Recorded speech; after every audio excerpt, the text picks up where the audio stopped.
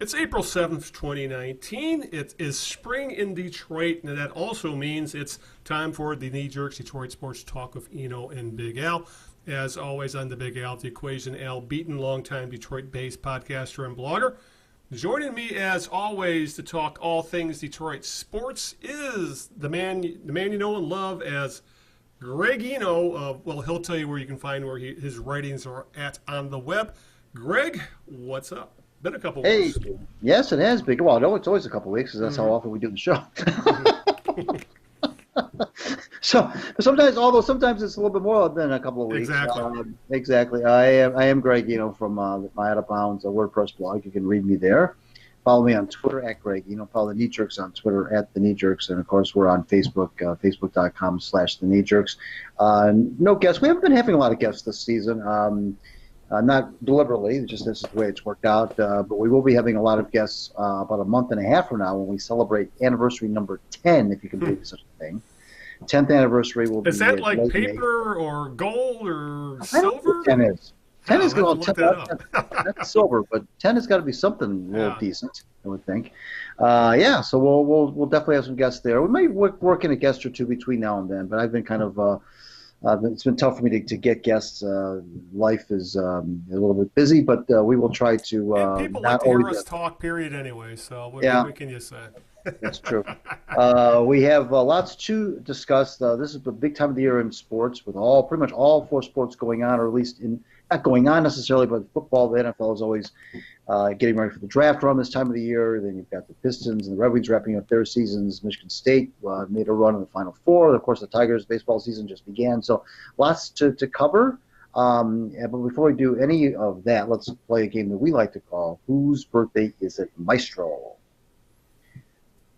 Everybody knows how we play this game by now. I give Al a clue or two or three of an individual whose birthday it is today in the world of sports. If Al can correctly guess that person within the first two clues, he'll receive a $100 gift certificate to Highland Appliance. Hey, I bought a turn. I think the last thing I bought from Highland Appliance, they were a big deal in the 70s and 80s, back when there was no big box stores that sold everything like a Best Buy. I bought a turntable, a Techniques turntable from them, and the salesman, I was just a kid. I was like 18, 19, and the salesman at Highland suckered me into buying an extended warranty. Oh. Never again. That was a lesson learned. So at least I should thank the guy for that it was a lesson learned. But yeah, it was, much like Ali Freder, Highland Appliance. I think the only one still around is like ABC Warehouse when you think about it. Yeah, exactly. And I don't see Gordy on anymore. I hope he's not passed away. Yeah. Gordy from ABC Warehouse. But anyway, that's a name I haven't heard in a while. Gordy from ABC Warehouse. Freder gave you 5 pounds of coffee if you could beat his best deal. If you can't beat his best deal, I remember buying some from them as well. Where else were you going to go back then? So right, exactly. There was also Mike Adre Appliance. But we're getting off the beat. Yeah, we need to start an appliance podcast. So. Too bad if we ever got residuals for the people that we mentioned, we wouldn't have to make this podcast anymore. Well, lucky for you, most of these places are out of business now. But right. Fire away. No copyright infringement. Yes. This person now made his name in the world of football. I will tell you that. He was born on this date in 1954, so he's 65 years old today. He's one of these guys that you can't believe is 65, but he is. He made his name, like I said, in pro football. He was an offensive player, a skilled position player. A Hall of Fame player, I will go so far as to tell you that. And I will also go so far as to tell you not only did he win a Super Bowl, but he also won a national championship, which not too many in college football, which not too many players can say they did, but he did. Oh, if I'm doing the math, so he played in the mid-'70s, which means he probably won a national title 73, 74, or something like that, which would probably make it, oh, God, you're probably talking... Nebraska, Oklahoma, something like that. Skill position player, started actually in the NFL in the mid-'70s, Super Bowl and a national title. Hall of Famer. Hall of Famer as well. Huh. I'm not going to sit here and hem and haw. I'm just going to pass on this question, and I'll wait for the $20 question. Okay. Fair enough. It's once again, I think you're just trying. You're circling around these questions because I was getting too good at getting them on the first couple answers. So.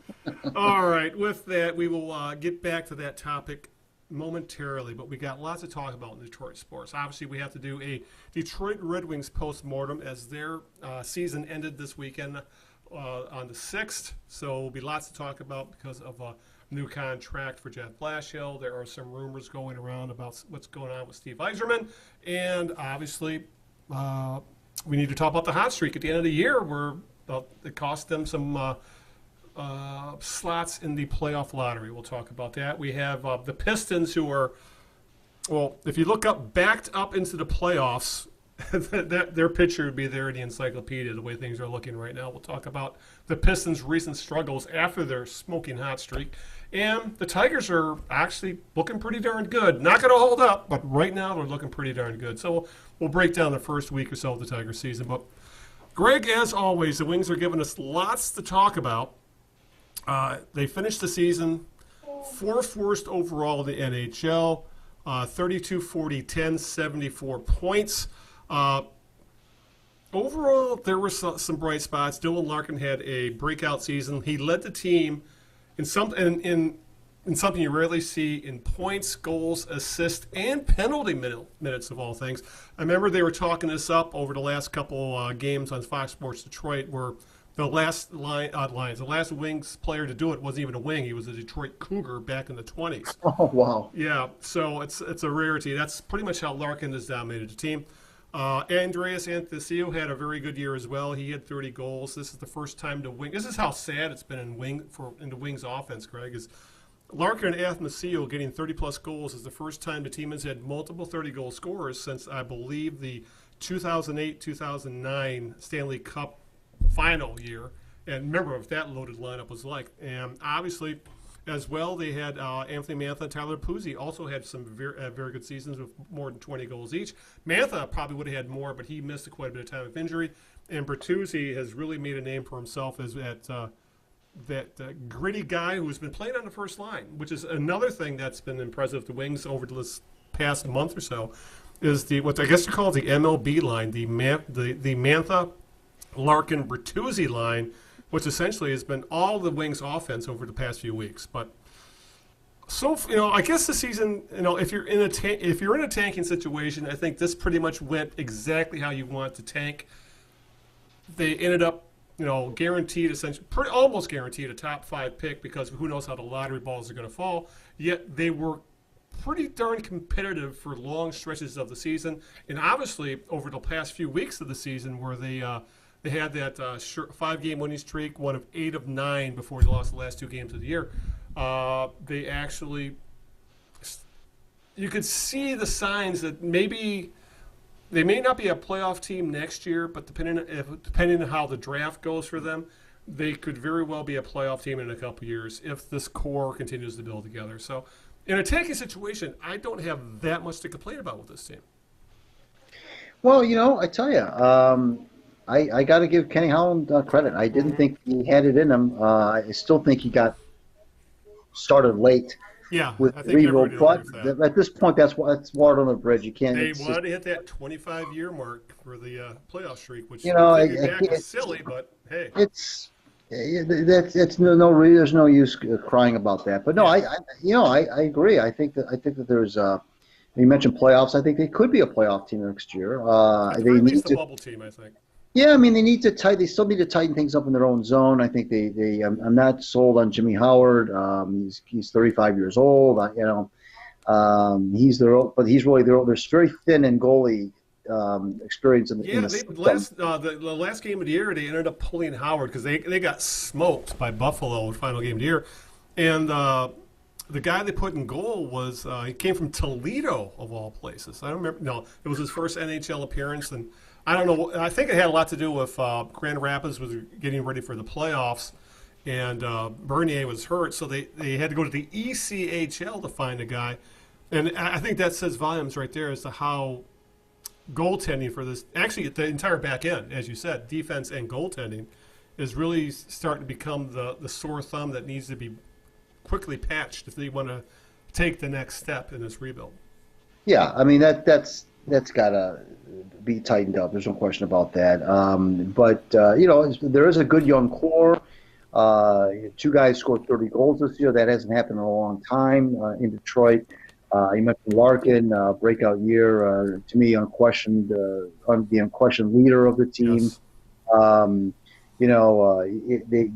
They finished hot, like you said.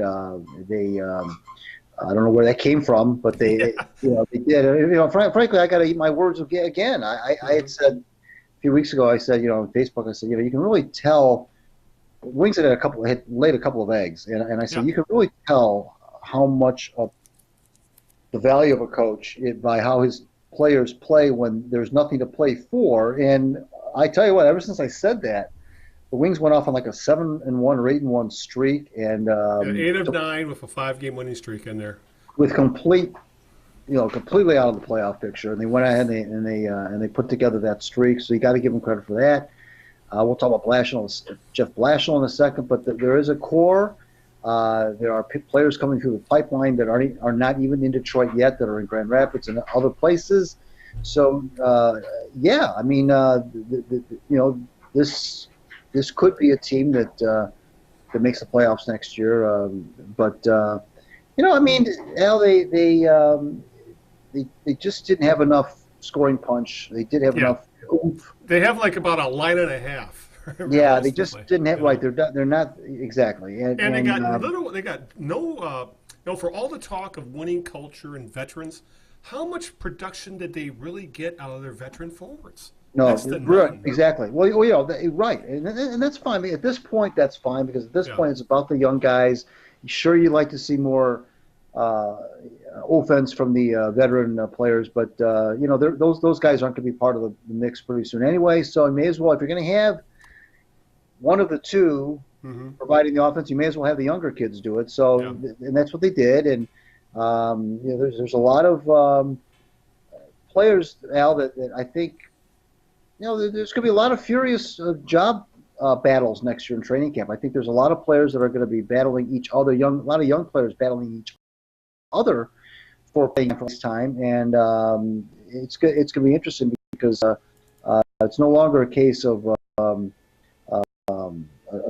circulation between veteran players who have spots locked up and young players trying to get those spots. It's young players and young players battling together for playing time. So. That bodes well. Yeah, it's because Applicator was an absolute non-factor this year. So was Helm. Franz Nielsen is really looking like I think he's still got 3 or 4 years left on his contract. That's looking worse and worse by the day. But there's a couple of veterans like Luke Glendening. He's a perfect fourth center. He's not making an outrageous amount of money compared to some of these other guys.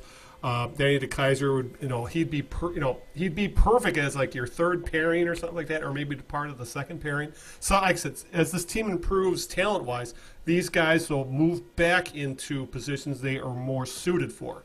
But again, that still might be a year or two away for some of these guys, and some of the youth still needs to be proven. Michael Rathbussen really. Other than his in front of the net skills, he really didn't show a lot this year. Dennis Cholowski, he got sent down. He played half the year. Essentially, he played half a year. Then Philip Hronek came up and played half the year, and Hronek was the more impressive player. But overall, there's not a lot to really. Considering the situation, like you said, I'm not going to get too uptight about the Wings right now. I'm pretty happy. And when it comes to the losing streak, I know there was a segment of the winning streak, I should say. Greg, there was a segment of the fan base that was like, "Oh my God, they're going to cost us that number 1, number 2 draft pick." Realistically, though, that winning streak where they fell from I think second worst overall to fourth worst. That only changed their draft odds about 4%. Second worst gave you a 13.5% odds of picking first, and fourth is 9.5% odds. So not a huge difference. And they still have a 28% chance of picking in the top 3. I mean, they could still move up. Worst case scenario, they fall to 7th. I hope to God that doesn't happen because realistically, if you want a generational talent, a guy like Jack Hughes is considered a generational talent, you need to be picking number 1, number 2. Again, that we'll find out Tuesday. That's when the draft lottery will be. NHL is going to make just like the NBA, it makes a whole. They will make a whole TV show out of it, as a kind of a precursor to the playoffs. But you can't. I guess when it comes down to that winning streak, Greg, the lose for Hughes group versus, I want to see the team win no matter what group. You can't ask players not to play. You can't ask them not to give their all, and during that stretch, there were signs that I was happy to see signs of a group that could really mold into something, specifically the Mantha, Larkin, Bertuzzi line, which I hope to God Blashill doesn't split up. Well, you mentioned 1.5 lines, and the what's hurting that cause is I was just looking up as you were talking. I was looking up the stats for Justin Abdelkader, who just ever since he signed that big contract 3 years ago, it's like he got old and fell off a cliff. Just went right down the tubes, and 6 goals, 13 assists. Yeah. Minus 14, not a lot of penalty minutes even. I mean, it just he's making $5 million. That's a bad contract, but I can't blame Kenny Howling because I came out publicly and said, you got to lock him up. This is your future. That he's going to be maybe a potential captain. And boy, it's like as soon as the ink dried on that contract, I don't know what happened. 5 years. It's too bad because I thought that he was, he's 31 years old now, so chances are that he's not going to, rekindle whatever spark he had 3 years ago, and it's too bad because I thought that he was going to be, like I said, the next captain after Zetterberg. I really believe that. I thought that he was the way he played that power forward type style, which was kind of a dying breed. I thought that was something that this team needed, and that I thought he would provide a lot of leadership. And boy, I tell you, it just nobody writes about it. Nobody writes about Justin Abdelkader. Nobody even mentions his name. Nobody calls him out. The coach doesn't. The management. Well, I think it would be different if this team was still competing. I think that's the difference, and it might change if this team gets better in the next couple of years because they can't trade them. They can't. But you know what, Al? But it's fine to have the young kids. It's fine to have. That's great. I love the youth. I mean, that's where it's at. Right. But he signed that contract when he was in his prime, essentially. 27, 20 years old, and you need those kind of players. I mean, you can't just do it with strictly youth. You have to have guy. You mentioned the winning culture thing, and he came from that. I mean, he was on. He broke in right when the team was winning cups and competing for cups and going to the playoffs every year. And you need those kind of players to I mean, you just can't write him off and say, well, he's not young, so we're not going to count his. We're not going to make him accountable because he's not a young kid. I mean, those are the kind of players, Al, that you really need to help, bridge that gap between the youth and the turnover, the churn of the roster. And he was, to me, just you could have circled his name as being that's the guy that he should be a wing the rest of his life. He's going to be kind of like that bridge guy. Yeah, that's the term from the old, right there, from bridge guy. Yeah, from the glory days to the lean years, and then maybe to a mini resurrection. He's kind of gone through it all, and it's just I don't know what happened. Nobody talks about it. Nobody brings up his name. I don't know. Yeah. But, well, speaking of veterans, let me ask you about one who I think played better than either one of us was even hoped for. Now there's talk that he may come back for one more go-around, and that's Nicholas Kronwall, who actually played he only missed, I think, 3 games this year. He played in 79 games and had he's not a top-pairing guy anymore, but he's still turned out to be a fairly productive defenseman on a team that was really struggling to have any stability back there because of injuries to Green and Daly, and they had that shuffle going between the Grand Rapids and Detroit.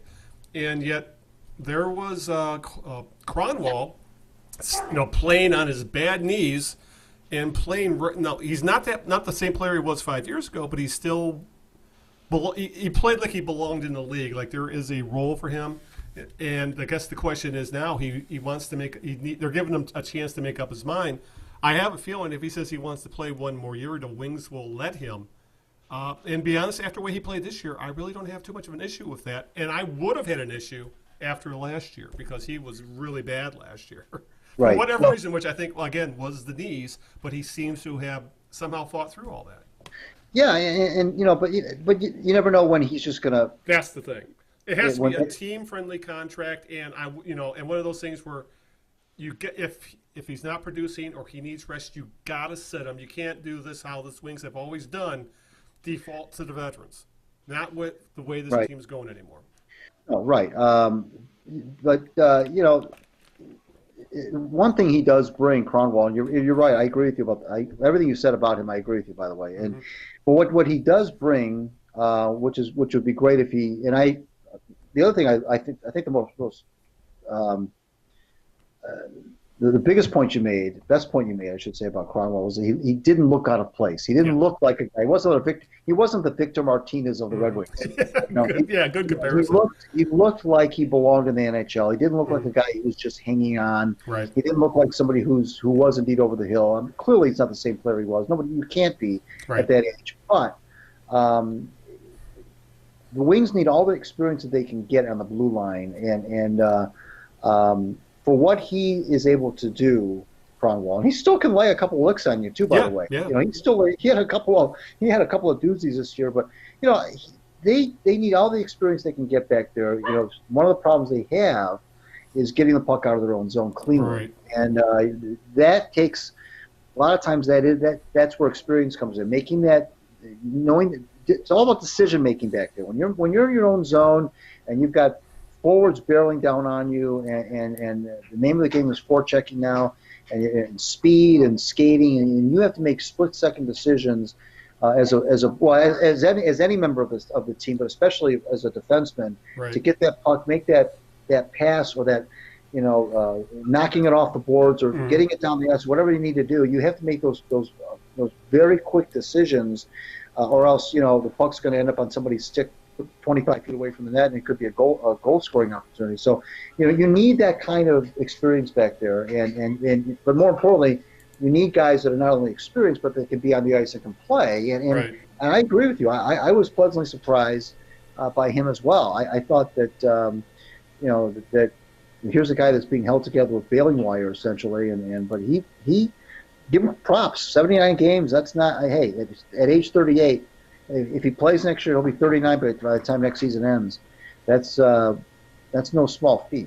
Yeah, to say the very least. He's no Chris Chelios. He's not going to play till he's 49. But right now, I don't have too much problem with the Wings letting him decide how he wants to end his career, be it this year or play essentially a. One more for the road type season, but as long as he's used properly and they don't give him a blank check, which I would assume Ken Holland's not that dumb. So, and I believe like you said, a lot of the things that Holland did is really starting to pay off. Like Taro Hirose is another one. Well, the MSU kid who they picked up as an undrafted free agent because he was one of those late blooming types in college. He wasn't picked up in the draft. They picked him up at the end of the year, threw him in the lineup, and he's another guy who looked like he belonged. He was on a pointed game pace after he was put in the lineup. Usually playing on the say around usually like on the third line.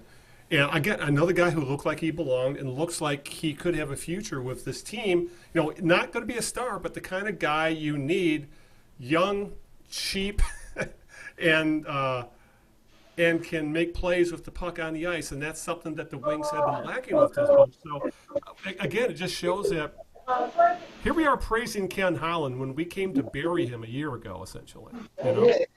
Well, he stockpiles draft picks. He still has a very good scouting system working for him across the globe. They're still finding players, outside of North America, essentially.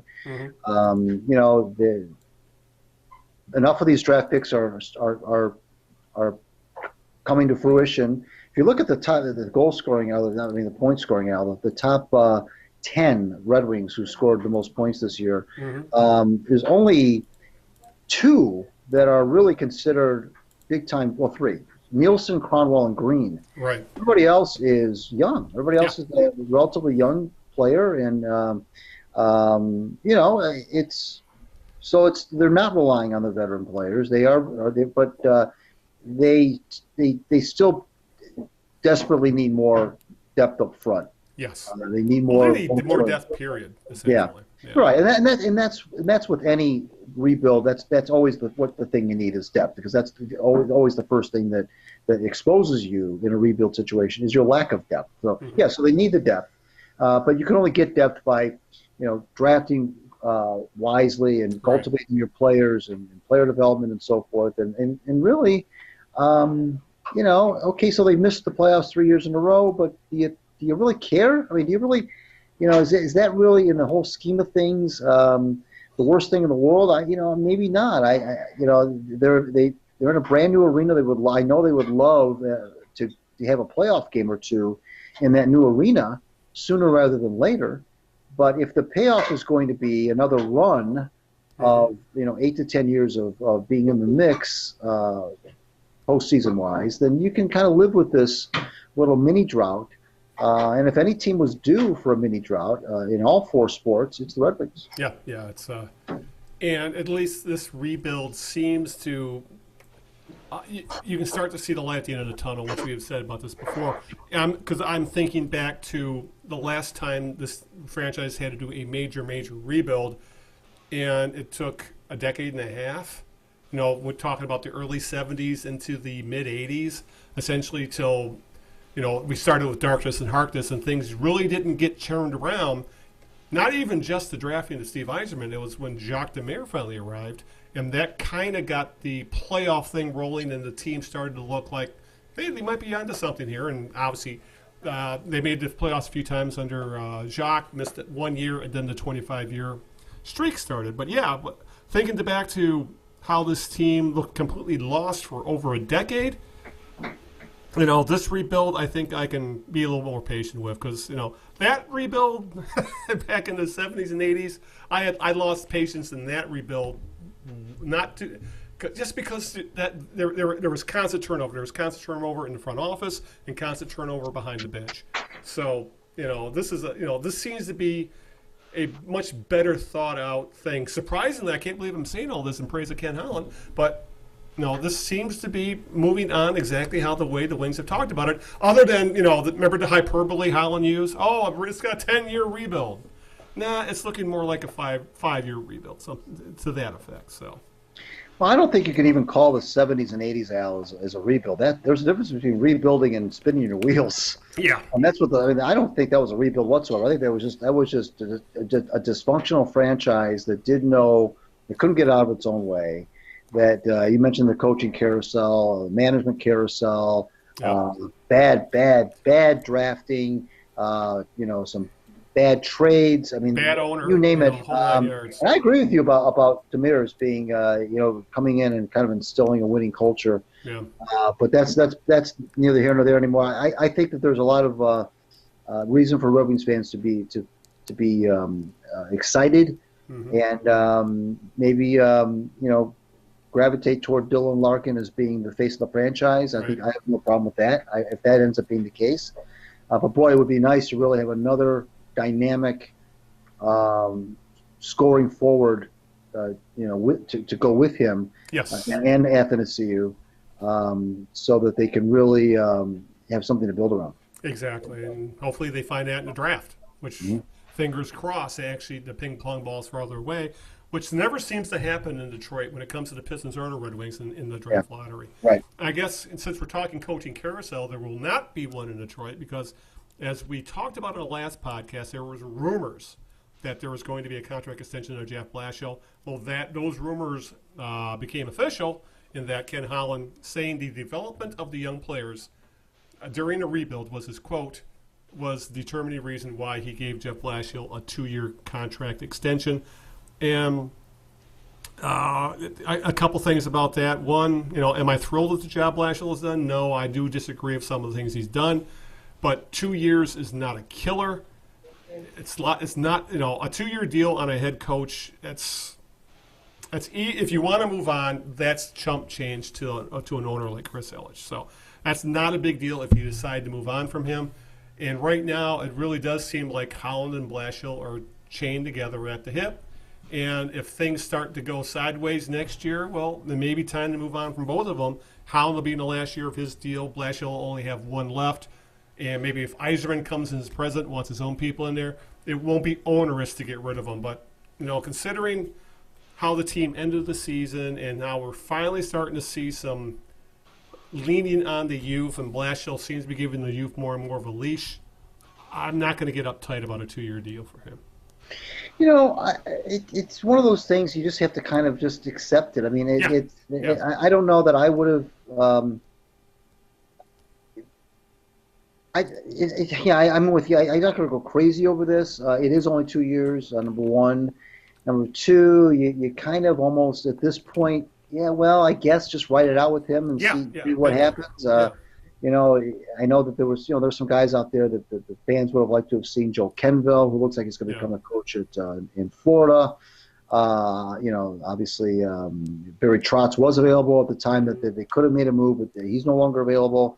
Hell, there's some people that would mind Dan Bilsma, who's on the bench next to Blashill as a replacement. But like I said, either would these guys take this job, or for that matter, would it be that big of an upgrade? That's the thing. Well, and they did, like I said, they did go 8-1 up until the last couple of games, and they had nothing to play for. So, you gotta, maybe there's he meaning Blashill can. Well, let me ask you this. Can Do you grow as a think coach this as well. year was the first time we actually saw signs of the Blashill that impressed everybody in Grand Rapids about the youth development? That was the thing that got him this job to begin with? Yeah, I think that you're probably right in that assessment. I think that as it turns out, if you look back on it now, he looks like he's had more luck with the players that have been drafted since he's become coach, or at the very least were drafted just before he became coach, more so than he had any effect on the players who were already here that were still on the younger side. Tatar, Nyquist, there's several others I can mention that were here when he already got here, that I took him to task, and you too took him to task for not what we didn't think was a rapid enough development, or we didn't think there was enough improvement. But it seems like that, okay, he missed with those guys, or didn't seem to have an effect on those guys, some of whom aren't even in Detroit anymore. But he seems to have shown an affinity working with the extremely younger players. And I know that when it was announced, when the 2-year extension was announced, Larkin and a couple of the other more productive younger players, we're all on board with it. And frankly, if that's who he needs to have on board anyway. He needs to have those kind of guys. Now, of course, some of that could just be. I don't know. I think that they genuinely feel that way, and I think that if there was any doubt about that, it was squashed when they went 8-1. You don't go 8-1 for a coach, Al, that you don't respect when you're out of the playoffs. When you're out of the playoffs and you have nothing to play for, and you don't respect the coach, you don't go 8-1. I mean, just don't. I mean, if anything, you go 1-8. So you got to give them credit for that. And so they seem to like him. They seem to. Of course, it's not always about like. I should temper my word on that. They seem to respect him. They seem to want to play for him. And I guess that's half the battle anymore. You're right. All right, we do have to talk about the other rumor that hit late this week, and it's interesting. The rumor, the headline rumors kind of said one thing, while the actual article kind of leaned the other. But there's Steve Yzerman rumors, and the New York Post, which is not exactly a bastion of integrity. It's a tabloid out of New York, but the reporter Larry Brooks is relatively respected. But the New York Post headline to the Yzerman article said, Yzerman is interested in the Rangers' top job. But if you actually read the article about it, being Yzerman one is still under contract with Tampa Bay till their season is over, and so anything would be the tampering right now. If they're actually, if this actually happened, but the actual article Brooks wrote said that Yzerman was amenable to being wooed by the Rangers to replace Glenn Sather as the team president. He's retiring. So it wasn't that it's not so much Yzerman is interested. It's that it sounds like he might be willing to. How would you not listen to a job offer? It's essentially what this article. This saying the Rangers are essentially going to Yzerman would say, "Okay, would you like to talk about our open position?" Yzerman would be stupid not to, because who knows how much money the Rangers would throw at him. Let alone it's New York, but. I think right now this is one of those, it's putting the cart way ahead of the horse because Yzerman can't even talk about another job right now. I'm sure the Wings would be first in line if they wanted to talk to him about a gig. And, of course, Yzerman is going to explore all of his options because it would be dumb not to, because he is in a position, he'll never have more leverage in a job search than he does right now. The team he built in Tampa are the best team in the NHL, and it's not even close. And there are overwhelming favorites to win the Stanley Cup. And if I'm Steve Yzerman, I'm just gonna sit back and say, okay, come at me. What are your offers? And it will be more than just the Red Wings coming with a decent offer, even though I'm sure the Wings would have an inside track just because of history and that he lives here. But to get worked up about this headline and news right now. It's just, agent. I have a feeling it's stuff like agents putting shit out there to see what sticks, and the Rangers as well. Yeah, no, I'm not really worried about this at all, frankly. If I'm one of those Red Wings fans who really wants Yzerman to return, I would just tell those people, look. First of all, I think that job is probably going to go to John Davidson. I think that there's a couple other former Rangers who have been mentioned. I think Brian Leach was mentioned. I think it was Leach.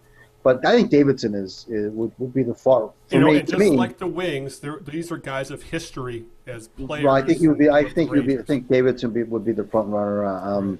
But you're right. I mean, there's nobody in. I mean, it doesn't have to be professional sports. Any job, if you could win that somebody's interested in. You mentioned wooing you. Of course, you're going to listen. I mean, that's just human nature. I mean, it doesn't mean anything whatsoever, one way or the other. I mean. But you're right. I mean, Yzerman essentially built his fingerprints are all over this current team that just won 62 games. Yep. Whether or not they won the Stanley Cup, that's the only thing that's missing, of course, is the Stanley Cup. The Lightning, I tell you, what, though, that 62 wins puts a lot of pressure on you. I remember when the Red Wings won 62. And didn't win the cup. Yeah, I mean that when you win that many games, if you don't win the cup. Anything less than the cup is a disappointment. Yeah. Let's face it. It'd be like a team winning 120 games in big league baseball. Right. I mean, if you look at the Mariners, I think it was that team that won 114 games. I think it was 2001. Yeah. I mean, Well, I mean, you just can't. And we've seen so many times in hockey, it just doesn't carry over. So good for them. Short series can be such a coin flip at times. Stuff happens. Good for them. Hats off. 62 wins. Good job. That's great. But throw it out the window. But no, his fingerprints are all over that team that won 62. His contract expires with the Lightning this summer. He can sit back, like you said, let the job offers or let the people who want to talk to him. Yep. I still think he's going to come to Detroit. I'll say this. Are we both in agreement that Yzerman does not want to be a GM? He wants to be a team president. He wants to run the entire shebang. Yeah, I think that's probably accurate. I think that, it's funny. It's almost beneath him to be a GM. I think that at this point it is. He's already proven he can do the job. Yeah, I think he is ready to and that would be the one thing that would potentially. if anything, it should make people feel good is Yeah. that if he wants to take over the entire operation, then fans shouldn't be so worried about what Kenny Holland's position with Right. the organization is. Kenny is no longer in any position to say boo about Steve Eisman like he was back in the day when Stevie had just retired. He was 3 or 4 years into his apprenticeship. Yeah, in his special assistant days or whatever. Right, and now, I mean, there's really nothing. I mean, if the Red Wings want to bring him back and oversee everybody, including being Kenny's boss, and well, allow him to bring his own people in. Yeah. I mean, that's just the way it's going to be. And I know that Eisman is a lot of is high on Patty Verbeek. Yes. He might come over. But regardless, I think that. I wouldn't, if I was a Red Wings fan who wants Eisman back, I wouldn't get at all bent out of shape about these Rangers things, Ranger talk. I think that's just nothing to be worried about. And I'll just add this: anybody with the nickname "Little Ball of Hate," I'm more than willing to welcome to the team, to the organization.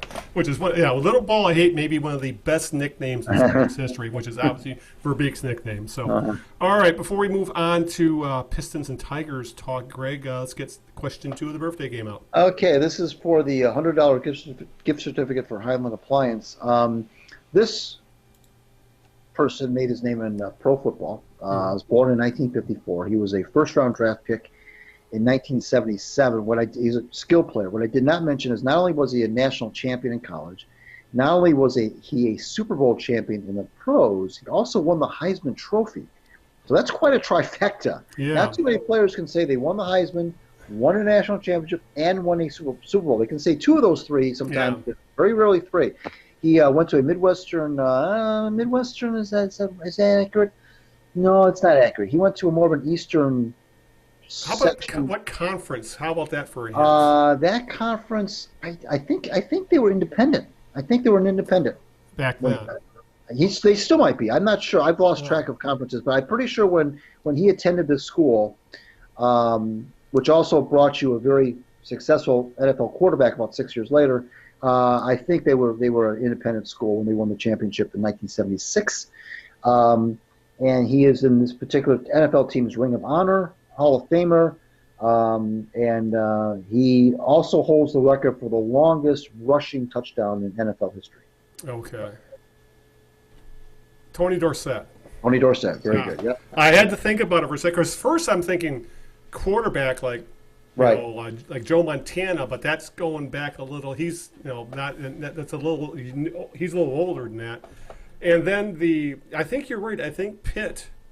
Yep. Was an independent still, before the big conference realignments happened. I do believe they were an independent back then. Yeah, they were. What set it over the edge was I finally when you mentioned longest run in NFL history. He had that 99.5-yard run. Monday Night Football.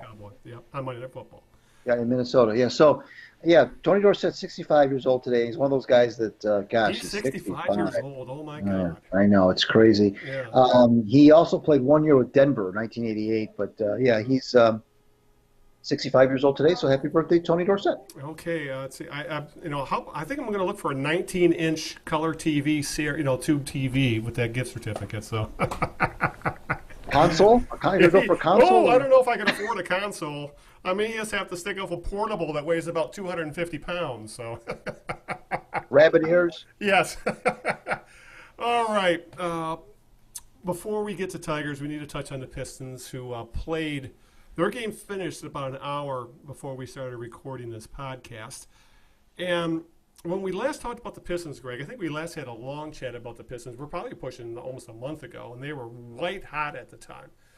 They couldn't miss a damn three-point shot. I think they were on like a 14-5 run or something like that, and they had gone from like the 9 or 10 seed up to the 6th seed, and looked like that's where they were going to stay. Well, since down the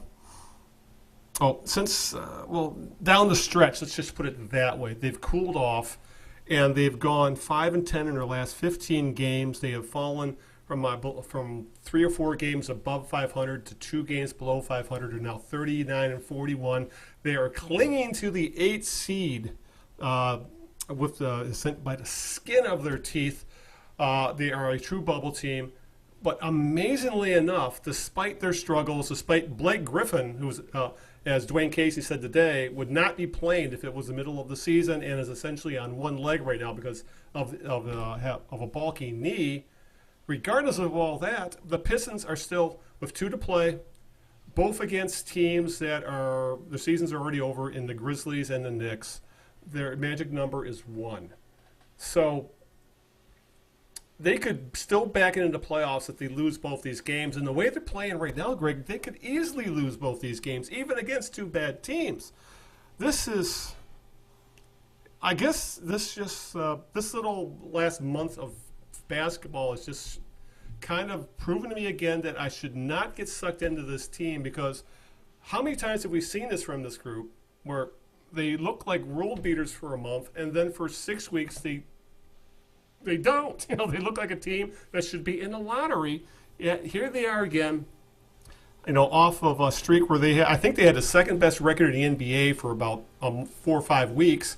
And now they're looking like bottom feeders again, who are, if the playoffs started today, they would face the Bucks, and the Bucks would destroy them. And you know, it would be a 4-game sweep. I don't think any of the games would be close. So, you know, I say, you know, I give Dwayne Casey a fair amount of credit that he's gotten this team into playoff contention with this very flawed roster. But at times, it's really looking like this team is Blake Griffin, Andre Drummond, who continues to play pretty darn well, even though he had a really bad game, I believe, Friday night. But for the most part, the second half of the year, he's been very, very good. It's those 2 guys, and then you don't know where any other production is going to come from a night-to-night basis, even from a guy like Reggie Jackson, who is now playing again like the guy we all loved to hate before he got hot during that nice stretch of basketball. So, you know, I want the Pistons to make the playoffs because, you know, how long has it been since we had a playoff team in this town? It's been ages, but it's going to be ugly if they, you know, because they're not going to. The team they match up with the best is obviously the Raptors. The Raptors there's just no way they can face them. The best they can do is a 7 seed, which means you're either going to play an 8 seed. They'll play the Bucks. 7 seed they play Philly. The matchup with those 2 teams and the Pistons, it's an absolute matchup nightmare for them. So, you know, it's great. Yeah, they'll make the playoffs, but all of a sudden, it's like they feel like, as always, with this franchise right now, Greg, they take a step forward and then they take 2 steps back, and here we are, pretty much in the same place we were. And essentially, they're on a treadmill of this playoff bubble team, and you know, yay. That's you know, what are you going to do? Right. I mean, you know, when they were hot, like you said, I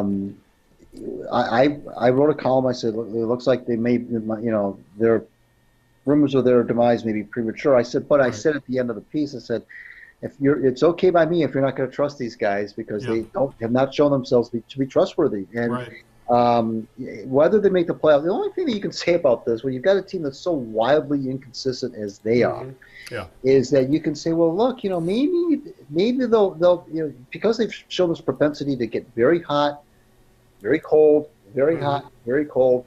Maybe they'll get hot in the playoffs. And make some noise, and you know, win a couple of games, force that first round favorite to kind of sweat it out a little bit. I don't know, but you know, they need. Normally, I'm like, who cares about making the playoff? Normally, I'm one of those guys that if you're the 7th or 8th seed, 6th, 7th or 8th seed, especially in the NBA, right? If you're the 6th, 7th or 8th seed in the NBA, I'm like, you know, you make the playoffs. I'm almost in the camp of don't make the playoffs, but in this case, they need to make the playoffs. They need, as an organization, even if they get frankly, even if they get swept in the first round, they need to make the playoffs. They need, you say, well, why would you say that? Isn't that counterintuitive? No, because when you have a stranglehold on a playoffs, I shouldn't stranglehold, but when you are in really good shape, a couple weeks ago, they were 2 or 3 weeks ago, they were talking about even, you know, if they got hot, they could get the 5th spot. Okay. Yeah, exactly. So to not make the playoffs at all, especially when you're losing to teams that also have losing records like they did today, you have to make the playoffs. You got to make the playoffs. You'll never, you know, Blake Griffin, who knows if he'll ever have this kind of a season ever again. Right. He's already here we go. The worst time of the year for him to get hurt, although he did score 45 points the other night. But, they have to make the playoffs. I mean, they have to do it, Al. Even if they go in and lay an egg in the playoffs, I just think that to not make it at all in a weak conference, and let's face it, if they don't make the playoffs, it'll be because they can't beat the likes of the Grizzlies and the Hornets and the Knicks and whoever else they're playing. Right. That's why if they don't make the playoffs, it'll be because of that, and that's an indictment. You can't lose to the Knicks. They've already lost in New York.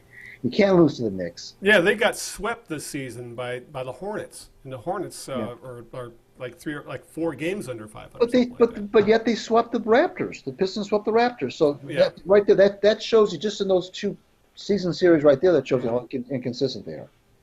And what's funny is that the Pistons could have clinched a playoff spot today because they needed 3 things to happen: Miami to lose, the Nets to win, and the Pistons needed to handle their business. The only thing that didn't happen was the Pistons handling their business. So now they're still, this could go down to the final game of the year, where this team's it could be in a must-win game in New York City of all places. And if it comes down to that, that they have to win a game on the last game of the year to get in the playoffs, I wouldn't. It would not surprise me in the least if they couldn't pull it off. Right, exactly. That's how this team is. Because that's how they are, but also because of the they've had so little success. They've only made the playoffs once in the last 11 years. So it's not like they've got a bunch of guys who know how to rise to the occasion and essentially they got one guy, and that's they don't Griffin, have that, and he's not healthy. They don't have that. They can't say, well, hey, been there, done that. Well, we'll be fine because we're used to winning these kind. No, they're not used to winning these kind of games. If anything else, they're used to choking in these kind of games. So yeah, I mean, if it came down to, I don't know how many games the Knicks have won. What, 15, 14, 15, something like that. Yeah, they're definitely in tank mode. That's for sure. I can actually look that up here. I think that the Knicks have won no more than 15 games. I don't think. You can't beat them when they've got absolutely nothing to play for, and you've got everything to play for. That's that's not going to be a good way to go into what's going to be a very long summer. Yeah, they got the Grizzlies at home, and the Grizzlies are 32-48. Right. And then they go to New York to finish the season, and you're right, you nailed it. The Knicks are 15-64. Right. So now these are both 2 teams that are literally playing out the string. There should be no reason that they can't beat either one of these teams, and they shouldn't have to play the heck out of Blake Griffin playing teams like this. No, if they have to beat these teams and Blake has to play 35 or 40 minutes, he's going to be absolutely burnt out for the playoffs. So, and the other reason I think that they need to make the playoffs is, first of all, they will have averted disaster. Yeah, I mean, absolute disaster as an organization. And secondly, maybe by doing so, they can kind of relax and say, okay, it wasn't pretty. We're here with a 41-41 record. Okay, fine. But you know what? We did indeed do it. We did indeed overcome some injuries. We did overcome a bad stretch of basketball after we got off to that 13-7 start. There were trades. There were lots of things going on this year. And here we are. So maybe they could just say, you know what, we're going to relax. Nobody's expecting us. They're probably going to play Milwaukee in the first round. Nobody's going to expect us to win. And, that's the other reason why it's one thing to go into a long off season after losing in the first round of the playoffs. It's quite another to go into a long off season because you couldn't beat the Knicks. Yeah. Oh, God, when you put it that way, couldn't beat the Knicks. It's, you're right. And plus, there has been so little to cheer for, especially, if you aren't a Wolverines or Spartans fan. If you're talking about the 4 main pro sports teams around here, there's been literally nothing to really get enthused about at all of any of these franchises recently. So for one to actually make the playoffs, it would, I have no problem with that. I mean, yes, I want, let's see some playoff games, even if they only get less war. Even to get swept out, they have the talent to at least maybe scare the Bucks a couple games. Obviously, I don't think they don't have the talent to take out the Greek Freak, but they could make things interesting at least in a couple games, especially at home, because the Pistons, despite the loss today, they for overall tend to play much better at home than they do on the road. So, but I think you pretty much nailed this. That in that. It would be a complete and utter collapse to miss the playoffs at this point. So to not have to talk about that the entire offseason, let's just make the playoffs and then move on into the offseason and then figure out what you can do with some of those toxic assets like Reggie Jackson. And then you could legitimately say, Al, you could legitimately say that you're trending in the right direction. Yeah. You could legitimately say that the first year of the Dwayne Casey era was a success. I know that that's not going to set well with a lot of folks, but you could say that. You could say, okay, you know what? We hired Dwayne Casey, and guess where we are? We're in the playoffs. Okay, if we don't last very long, we don't last very long. But you can't. It's more. The reason I say they've got to make the playoffs, Al, is because the alternative is too ghoulish to even think about. That's why. That's why it's more of a just a relief, a pressure valve release to be in the playoffs and not even worry. Then now you don't have to answer those questions in the offseason. Now nobody cares about that you stumbled down the stretch. They all only care that you got there, and that they're going to remember, the playoff series. And if you give the team that you're playing a battle like they did with the Cavaliers, even though they got swept 3 years ago. Right. I thought for a sweep it wasn't a bad showing. I thought that's when I thought they were trending upward as well. I thought, okay, they took their lumps against the Cavaliers, who was, at the time were a title contender. So okay, fine, but I thought that was something to build on, and it turns out it wasn't. But it's more about just the alternative is just unfathomable. Yeah. To me. Especially if an owner who has continually said the playoffs are the goal. That's all Tom Gores has said for the past few years. Make the guy happy. I think you're muted now. Yep, I'm muted. There we go. Yeah, and that's all Tom Gores has said over the past several years. So, we got to make the playoffs. Got to make the playoffs. Got to make the playoffs. Well, let's make the playoffs so we can shut him up too. All right. Obviously, I have a feeling by the time the next podcast rolls around, we'll have a post-mortem on the Pistons. But still, hopefully we'll at least have a playoff series to discuss the next time we bring them up. So, fingers crossed. Mm-hmm. All right. Detroit Tigers, Greg. They've had probably their most successful week in quite some time. And you know why? Good pitching. What a surprise. Good pitching is equal to a very hot start to the season. They took 2 or 3 from the Yankees on the road, and the Yankees, admittedly, are getting off to a slow start this year. Then they just swept the god-awful Royals at Comerica Park this weekend. And the Royals do look like a really bad team. They definitely look worse than the Tigers. So between those two series, the Tigers are now 7-3, first place in the Central. How about that? Obviously it's not going to last.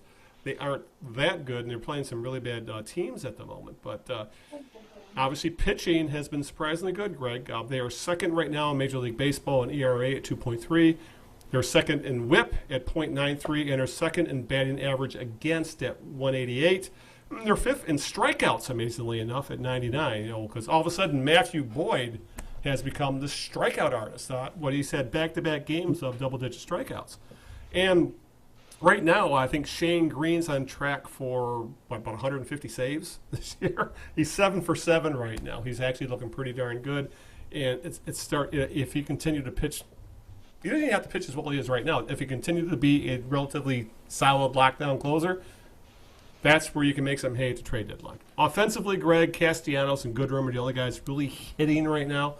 They're the only two with OPS over 800. Miguel Cabrera, you can tell his bat is starting to come around. He was hitting the ball pretty hard this weekend.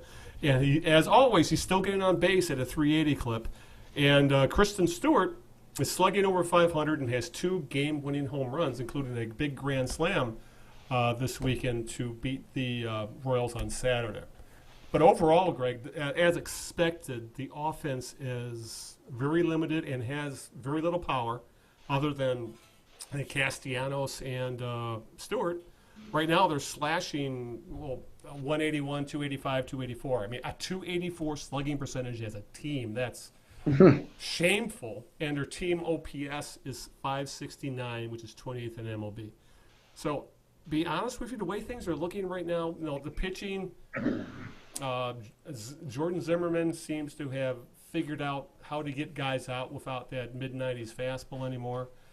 Matt Boyd, he's not going to remain the next coming of Mickey Lolich, but he's looking like a solid middle of the rotation type guy.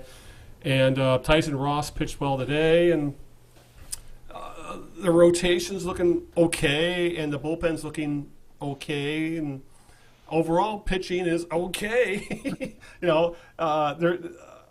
I have with the type of talent they have there, I think the pitching will remain average, I think is a good way to put it. Offensively, where this team is going to struggle all year long, we've seen it so far in that, just like last year, Greg, there's nobody that can hit home runs in this team, maybe other than Stewart. And he's a rookie. You really don't know what you're going to get. So I guess I'll put it this way. First 10 games of the season have been fairly fun to watch. Not surprising in that the pitching, as expected, it's lived up to what limited billing they had, and the offense is also, as expected, bad. And I think it's going to remain that way. They just don't have any offensive talent. True offensive talent this team is going to have is still in the minor leagues right now. Yeah, it's really amazing that they've gone 7-3, given those very miserable offensive numbers you just cited. Well, slugging 285. Yeah, obviously it's been the pitching, which has been the most surprising thing. But the lack of hitting has not been a surprise. Right. That's not a surprise. The defense and the pitching, though, are very pleasant surprises. If you watch today's game, today being Sunday, I haven't seen the Tigers flash that kind of leather in a long, long time. They had a lot of good defensive plays, almost one every inning. Hicks was throwing out runners. Guys were making diving catches. Guys are throwing guys out on the base paths. It was just one good defensive play after the other. And when you do that, it helps they've tightened things up the middle with Harrison and Mercer. Right. I mean, they didn't really have a second baseman last year. Yeah. Right. Exactly. And so what usually doesn't. And this is the thing that if you want to look at it as the glass half full, glass half empty, you don't look at the offense, because the offense is definitely a work in progress. But one thing they always say, Al, that never goes into a slump is defense. Yeah. And if you have defense, and you can, like Ron Gardenhire says, catch the ball, you're gonna give yourself a chance to win some games. Right. And the Tigers, I am very pleasantly surprised to say this, look like one of the better defensive teams in the game right now. I mean, they're not making any egregious mistakes out there. They're throwing to the right base. They're not giving up an extra base here or there because they're taking a bad out the ball. They're very smart how they use the shift. That really works well for them. I think the investment in the analytics department is bearing fruit. Mm-hmm. I think you're seeing. I think that's kind of I know that's hard to quantify, but I think that a lot of these outs that the Tigers are getting are because guys are in the right position. So I think their analytics department, it seems to be paying some dividends as well. But what can you say about the starting pitching? I mean, every guy that goes out there just about has given the team a chance to win. Even guys who are getting lit up in spring training, and guys who've been lit up the last couple of years in their big league careers have so far very early have looked good. You mentioned Zimmerman. maybe he does have it figured out. I don't know. I mean, we've heard this from him before, but he seems to think that he's the healthiest he's been in quite some time, and Yeah. he likes pitching to Grayson Griner, and That's another difference. He's a much better defensive pitcher than James McCann. mhm. Again, that So- strength up the middle. right, and they brought in some veterans, Mercer and Harrison, and they Shane Green is starting to become a little bit of a, it's hard for a closer to be a leader, but he's becoming kind of a go-to guy. Kind of, if you want to get the. I mean, right now, when's the last Take the time pulse of you, the team. you felt this comfortable about the back end of the Tigers bullpen with Jimenez and Green? Right, and that's another thing, by the way, which does go into slumps. But if that doesn't go into a slump, if the Tigers handle their business in the 8th and 9th inning, yeah, you're gonna win a lot. I mean, that's how the Royals won the World Series in 2015. They just had a bullpen that just couldn't do anything with them.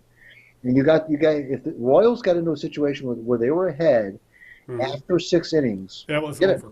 The game's over, and that's how they won the World Series. And I'm not saying the Tigers are going to win the World Series. I'm just saying that back end of the bullpen, yeah. I mean that you have that kind of reliance and that kind of confidence in those two guys. It can make you very dangerous, but the Tigers are in a position where that may not mean as much in the long term if they feel like they can flip Green at the trade deadline for some prospects. And really, at the trade deadline, bullpen arms seem to get you the most back right now because that's where teams in contention almost always want to improve. Yeah, they don't usually They don't usually in the old days, Al, in the 80s and the 90s. Teams would, at the trade deadline, they go looking for offense. They go looking for another bat. There was always a thing. Even some of the Tigers teams that we covered and watched, it was all about they need another bat. They just had one more bat. Even the Jim Leland years, boy, if they just had one more bat in that lineup, I know we said that for sure. But it's different now. We wish we had one more arm. I wish we had one more bullpen arm. Yep. And that's what teams are going for. You can have your power. Everybody's got power hitters. I mean, almost everybody. Yeah. It's not about bringing in.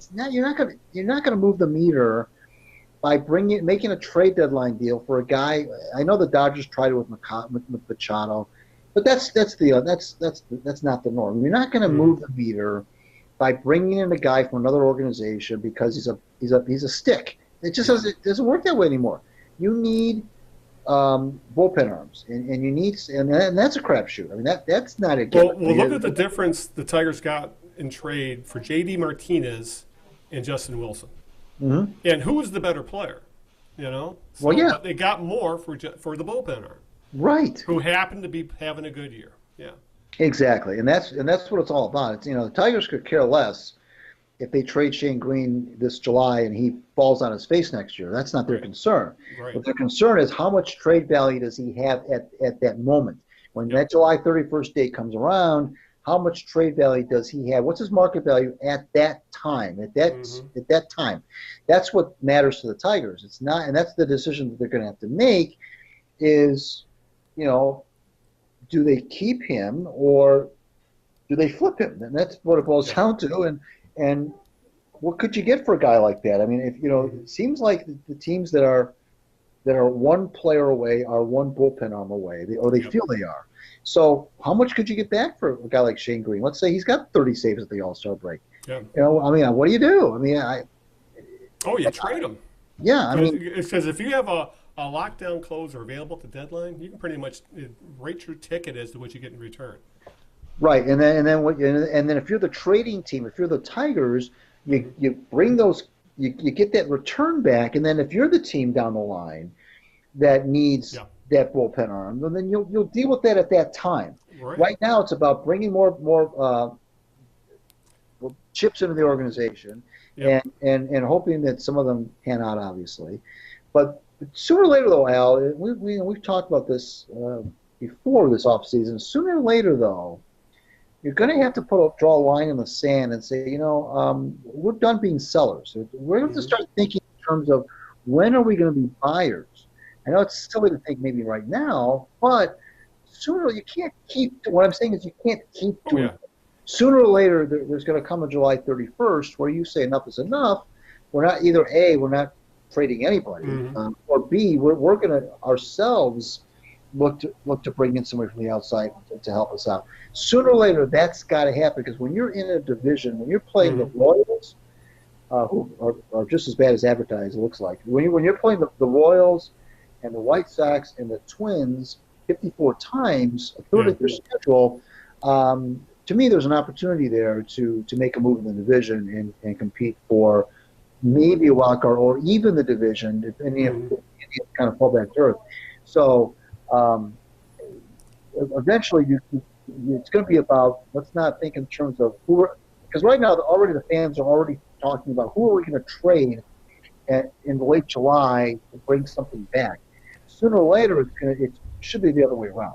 Yeah, oh yeah. But hey, I'll say this right now: if Zimmerman, Boyd, Ross, Green are all pitching well by the trade deadline, I'm trading them all, because right now that situation you're talking about is still a couple years, at least a year or two away, and hopefully, if Zimmerman can turn things around, he's at the point in his contract. If the Tigers eat a little money, they probably should be able to get some decent bodies for him, some decent prospects for him, because the future is not Jordan Zimmerman. So, the future is still at single and double A with guys like Mize and Burrows and those guys, and that are all considered a couple years away at this point. Yeah, but you know what, though? But you mentioned, you say, well, that time is a year or two away. Well, it wasn't very long ago where we thought the Cubs were not ready, and they won sooner than expected.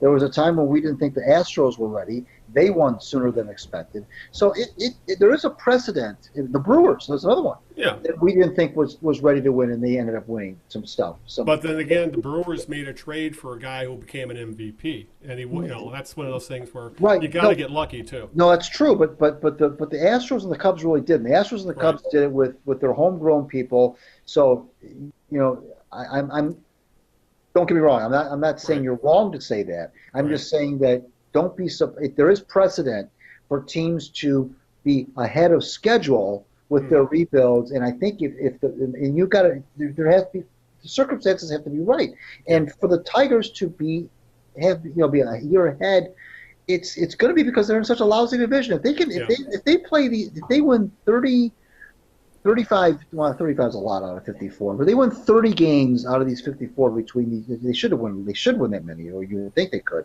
In those 54 games against those lousy teams, now you got 108 games where if you split them, you can somehow split those. I know it's asking a lot. I get it, but now you're approaching 80 wins. Yeah. So you really got to clean up. You got to clean up against these sad sack teams, and the Royals are a sad sack team. I will give you that the White Sox are not sad sack anymore, but they're not one of the better teams in the league, and the Twins are not one of the better teams in the league either. So, and does anybody think that any of those three teams are a playoff team? No. So you need to win as many games as you can against those clubs to make because if you can get 30 wins out of those three teams, then it just makes it a little bit easier for you to get in that 75 win range that can make people feel like, that next year could really be. Oh yeah, right. It's hopefully we are talking about some of these things a couple years down the line.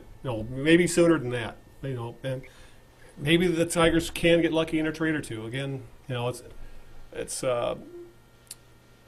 But there is a lot of baseball to play, and I will agree that this team does not look as currently constructed. I mean, that can change a big way at the trade deadline.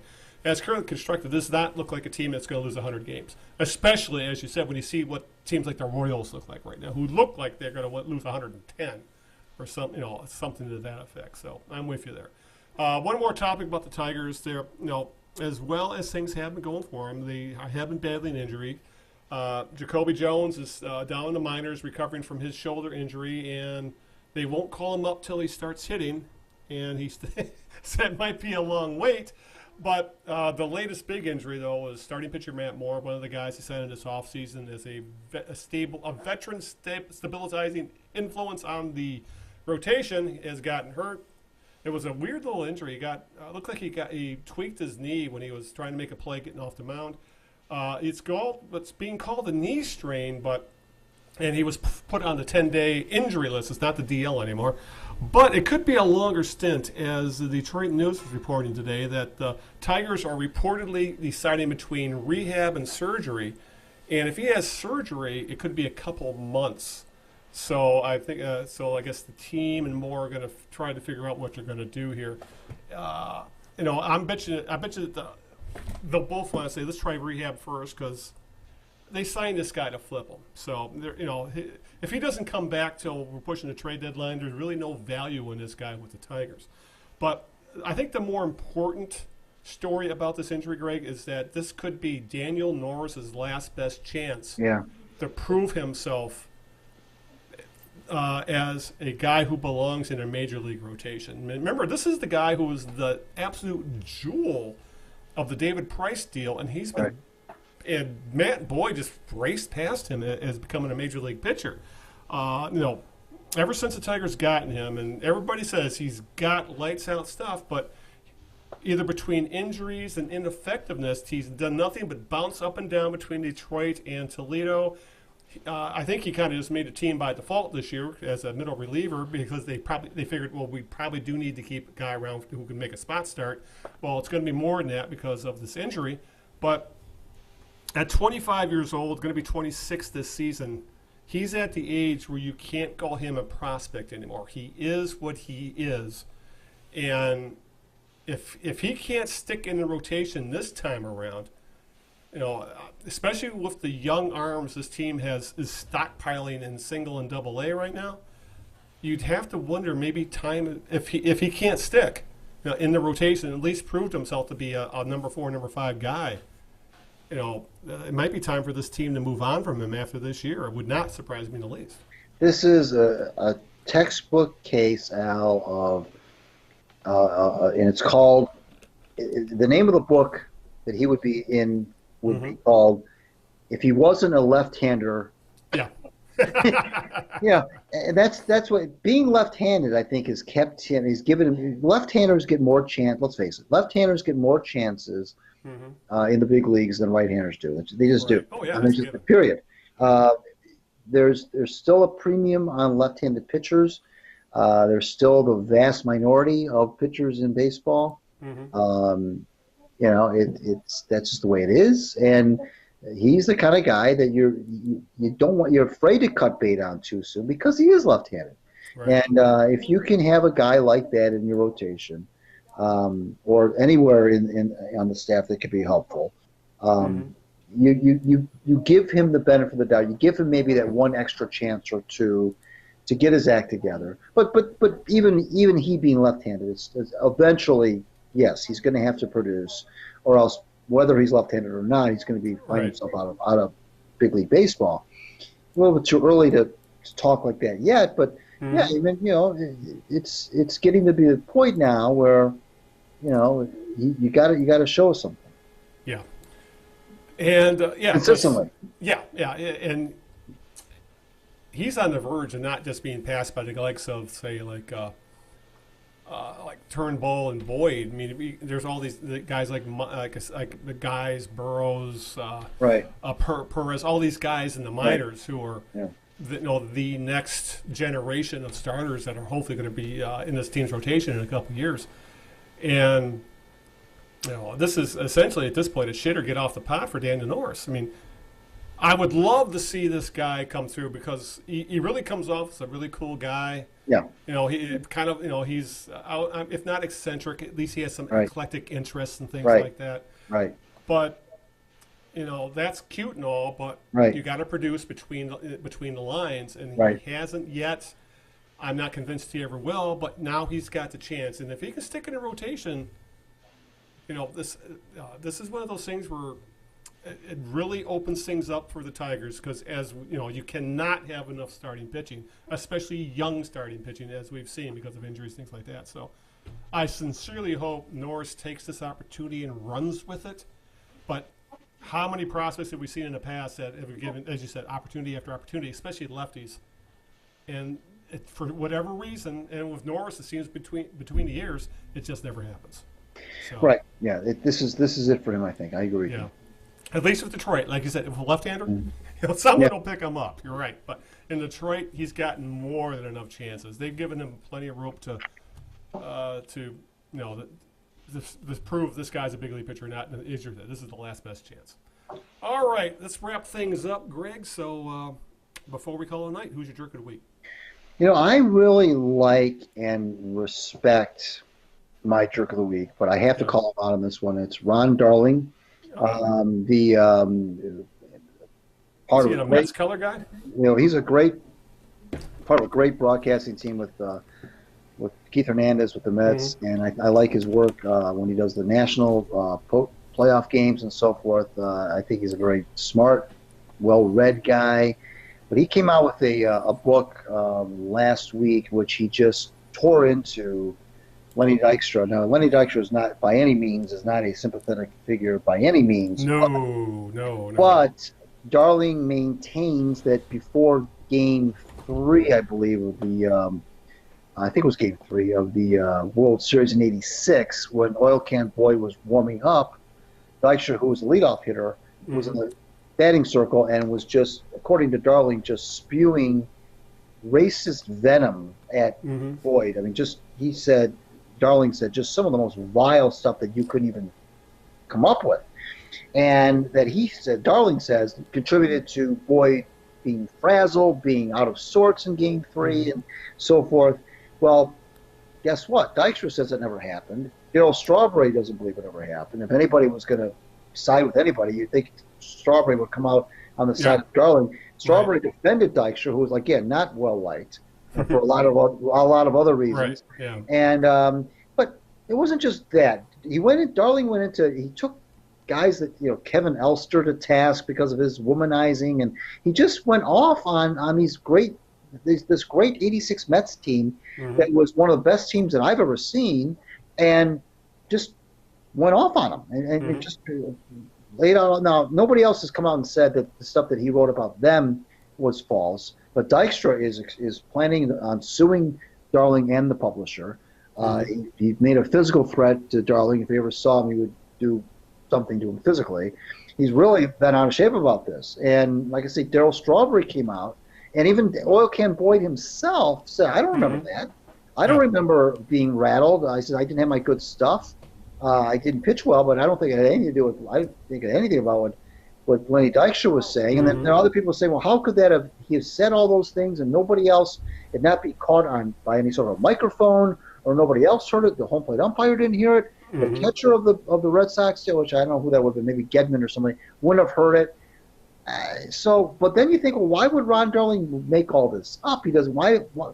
But the bottom line is, Al, I don't know why he's doing this to begin with. I don't know why he is writing a book where he brings all this stuff up 33 years later, and now this is creating a really big stink, especially in New York. Oh, God, it just amplifies it. You're right. Because that team is a beloved Mets team to a lot of people over there, and now be like if one of the '68 or '84 Tigers came out and just laid into Lance Parrish or somebody. I mean, that's a bad example because Lance was not disliked, but it doesn't matter. It doesn't matter who it is. I mean, why would you do that after all these years? Why wouldn't you just, even if that was true, Al, especially in this day and age where race is still such a lightning rod issue? Yes. Why would you even go there? And just drum up that kind of stuff. And the parties involved say it never happened. I don't know where Ron's head is here, and I don't know why he's doing it. He doesn't need the money. He didn't even need to write this book, frankly. Yeah. And so I don't know where he's coming from with this. So I just have to give my jerk of the week to him because I don't know what he's doing. Yeah, because at this point, especially, there's obviously not going to be any kind of paper trail or any kind of real sourcing. It's right. He said, he said. Right. So, yeah, you're right. I didn't know about this. It's fascinating that was my, when you were telling me the story, that was my thought. Why the hell is Ron Darling even writing a book anyway? Right. And then stirring this kind of crap up? Right. You're right. And it happened in New York. It's like a giant megaphone, and it just multiplies it awfully, makes a bad story even that much worse for this New York City. But that's a good call on that because, Ron Darling, good Lord. All right, I'm going to stay with baseball, and I don't know if you're aware of this. I'm sure you're aware of Chris Davis, the Orioles first baseman, who used to be a good player. He was 0 for 4 today, as a matter of fact. So now Davis's hitless drought is dating to last season is 44 at-bats. He's 2 at-bats shy of the Major League record for a non-pitcher, which was set by a utility player. I believe it was Eugenio Velez. And that took him like an entire season to do it because he was a utility guy. Davis has not hit a base hit of any kind since September 14th of last year. Wow. And this is a guy who still has, including this year, since we're so early, 4 years left on a 7-year, $161 million contract. Essentially, as of right now, the Orioles are still on the hook with Chris Davis for about $90 million. And this is not like a new thing with him. Last year, he had one of the worst offensive seasons in the history of baseball. He was a negative 2.5 WAR. I mean, that is, and he had over 500 at bats. I mean, it's this. How you talked about such how Justin Albuquerque fell off a cliff. This guy fell off the universe, and this again, when people start talking about bad contracts and bad decisions. Remember there was talk that the Tigers were interested in this guy when he was a free agent? I think it was around 2015, 2014. And he was good for about a year. They actually won the home run title in 2015. But in an era where, baseball has become more and more 3 true outcomes, walk, strikeout, or home run. He's become essentially maybe 1 true outcome, a strikeout at this point. But here's a guy, he's owed $90 million. You can't put him on the field yet because of the contract and because the Orioles are tanking anyway. They keep throwing him out there. So, and obviously Davis isn't going to retire because he's not going to leave $90 million on the table. This is going to be fascinating to watch this season, Greg, how both parties kind of handle it, because Davis at one time was a very good power hitter. He was a guy who could give you 40 home runs a season, with an over 800 OPS. But now he's like not even really that old. He's 33. Sorry, and his career looks over. Yet there's still 4 years worth of contract to deal with. So, when people say that baseball is changing because of deals given to veterans, well, this is one of them right here that people will point at and say, this is why you don't give guys in their early 30s long-term contracts, especially guys who aren't Hall of Fame level players. Because, say what you will about Chris Davis, he's not that. So my jerk of the week is going to be the Orioles and Chris Davis. Not so much for they're bad people or done something stupid, just because of the situation they have found themselves in, and for the fact that if this continues, what decision would the Orioles have to make other than writing a check to Chris Davis for about $90 million and saying goodbye? Because this is where this is heading to. And if I was an Orioles fan right now, I would be absolutely sick over this whole situation between Chris Davis embarrassing himself and the amount of money on hand, and just the fact that a once respected ball player is tracking for to have maybe the worst offensive season in Major League history. Yeah. So that's my jerk of the week. Yeah, but they're going through a rough patch, obviously. Baltimore. Their respectable start this year notwithstanding, it's not a good time to be an Orioles fan. And just thinking about this. Remember when the Tigers bought out Damian Easley? And it was that was what, $20 million or something like that? Yeah. If I had to write a check, Greg, for like over $90 million just to make a guy go away, oh my God, I think I'd choke.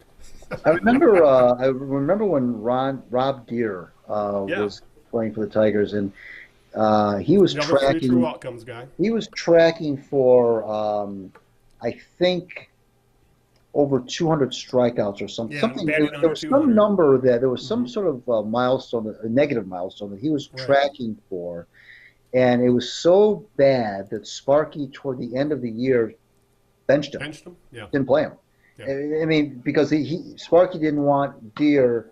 I want to say it was 200 strikeouts. Didn't want him to, which of course several players have done since then. But at the time, nobody had, and Sparky didn't want that to be Rob Deere's, legacy. His legacy, yeah. And he still had a very bad. If you look that up, that Rob Deere season, I'm not sure what year that was, 92, 93. He hit like 170. Mm-hmm. It was awful. Like 80 hits the whole year or something like that. But yeah, David. It's sad to see athlete careers end like this. And I was just doing a little more reading here. They'll be paying Davis through 2037 because of deferred money. Yeah. This is turning into the Bobby Bonilla deal, I think. Where he gets where for 25 years, Bonilla gets $1 million check from the Mets. Right. That's like the most brilliant contract ever. So, yeah, he's made his money, and I'm sure he's going to sleep on a bed of money and not worry about he's hitting 0-0-0 for the year. But it's still sad to see careers end like we've been describing. So, all right, Greg, let's get this. Let's wrap things up because I know you got things to do. I got a podcast to edit. So, why don't you get out any thank yous and social media and all that fun stuff? Sure. Al's going to tell you how to find the show real quick, but I'll just say follow us on Twitter at The Knee Jerks. Follow me on Twitter at Greg. Read my WordPress blog, Out of Bounds, and read me at The Winged Wheeler. Also on WordPress when it comes to hockey. And I want to thank my lovely wife, Sharon. And thank you, Big Al, for making Sunday night so gosh darn fun. Yes, indeed, Greg. Appreciate you making time out of your busy life, and thank you for doing it every other week so I can spend my summers up north. So. But also, if you want to listen to the podcast, as always, obviously if you listen to this, but you want to spread the word, please, you can find the podcast as always on iTunes. You can find the podcast on Stitcher. Stitcher is available on iOS. It's available on Android. It's also available through your computer browser. Just download the app or go to Stitcher.com. As always, we are on YouTube as well, where I upload the video of our chat to our YouTube page. In all these cases, just search The Knee Jerks, Eno and Big Al. As always, the links to all of these things will be in the show notes. And, of course, don't forget the Facebook page, the Facebook fan page for The Knee Jerks as well. Again, links to all this will be in the show notes. So, with that, anything else we need to cover, or have we run the gamut? I think we've run the gamut. All right, so until this time 2 weeks from now, who knows what the Tigers will be doing. Actually, we'll be getting very close to the NFL draft, and we'll probably be doing a post-mortem on the Pistons. And actually, we'll have a draft lottery to talk about with the Red Wings. We'll have all that to talk about on the next show. So until that time 2 weeks from now, this is Al Beaton saying good evening, good luck, and aloha. Ciao, everybody. We'll see you in 2 weeks.